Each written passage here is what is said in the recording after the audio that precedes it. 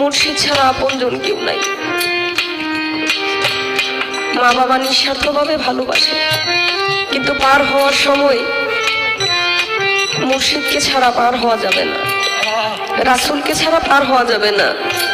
সবাই সবার চিন্তা করবে, কেবলমাত্র যার যার মুর্শিদ রাসূলকে যদি চিনায় দিতে পারে, সেদিন সেই মুখ দেখে দুনিয়া থেকে যেতে পারলেই তার জন্য নিশ্চিত একটা মরণ হবে। মানুষ মরে না বাবা, জায়গা পরিবর্তন করে। গানের মধ্যে আছে, হবে না